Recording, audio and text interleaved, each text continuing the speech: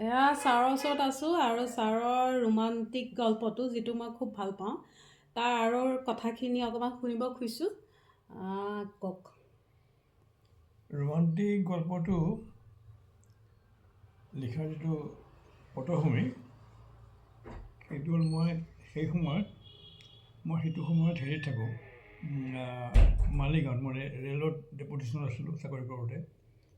মোৰ যিটো ৰে'লে মোক থকা সেই ঘৰ দিছিলে, কোৱাৰ্টাৰ বুলি কয়, সেই কোৱাৰ্টাৰটোত এখন ডাঙৰ বহল বাৰাণ্ডা আছে। সেই মই বাৰাণ্ডাখনত বহোঁ আৰু তাৰ চাৰিওফালে গছ গছনি ধেৰ আছে আৰু বাৰাণ্ডাৰ মুখতে এজোপা লতা গছ আছিলে। ৰঙা ৰঙা ফুলৰ ৰঙা ফুলটো কি আছিলে মোৰ মনত নাই, গল্পটোৰ ৰঙা ফুলটো আইডেণ্টিফাই কৰি দিয়া নাই। এই তাত দেখিছিলোঁ যে চৰাই আহি তাতে বাঁহ বান্ধিছে। বাঁহ বান্ধি হেৰি কৰিলে, বহু দিনৰ মূৰত দেখিলোঁ আৰু এটা চৰাই আহিছে। সেইটো দেখি মোৰ মনতে ভাৱ আহিলে যে এটা গল্প লিখিব পাৰি দেখোন।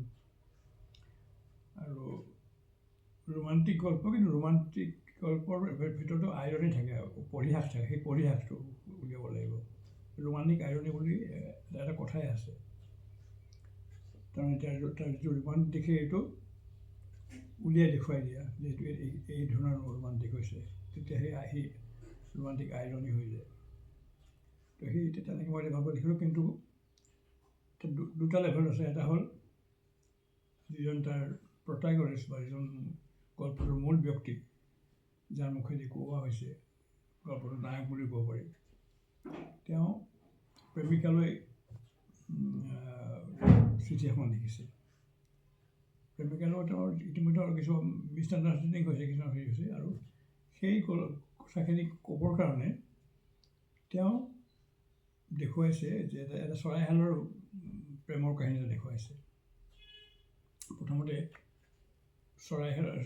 চৰাইটোৱে যিটো চৰাই বাঁহ বান্ধিছে বা মাইকী চৰাই, আৰু এটা চৰাই আহি সদায় ওচৰে পাজৰে ঘূৰি ফুৰে, কিন্তু এই মাইকী চৰাইজনে বৰ হেৰি নকৰে, প্ৰশ্ৰয় নিদিয়ে। মই এতিয়া পাত্তা শব্দটো ইচ্ছা কৰি ইউজ কৰিছোঁ আৰু কৈও দিছিলোঁ এই পাত্তাটো আচলতে শব্দটো ঠিক হোৱা চলি যায়, এনেকৈ কৈছোঁ মই।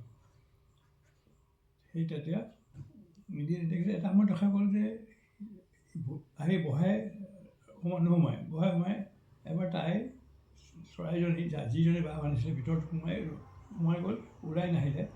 সিও ভুলুকৈ সোমাই গ'ল, তাতে ওলাই নাহিলে সিও। সেইটোৱে ঘটনা।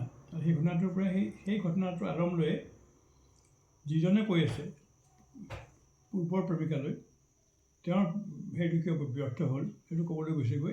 এই গল্পটো অৱতাৰণা কৰিছে। গোটেই গল্পটো পঢ়ি গোটেইখিনি বুজিব আৰু সেইটোৱেই গল্পটো, সেই কথাখিনি আছে। যে বেকগ্ৰাউণ্ডটো হৈছে এইটোৱে যে মই এটা চৰাই দেখিলোঁ প্ৰথমতে বাঁহ বন্ধা মোৰ বাৰাণ্ডাৰ এজোপা লতা ফুলত, আৰু তাৰপিছত আৰু এটা চৰাই আহিছিলে। সেইটো লৈয়ে গল্পটো বনালোঁ। আৰু যিটো গল্পৰ নায়ক দিয়া হৈছে সেইটো কাল্পনিক। নায়িকাগৰাকীও গল্পৰ ভিতৰত নাই, নায়কৰ কথাৰ মাজত ওলাইছে, এইও কাল্পনিক। মূল কথাটো হ'ল এইটো।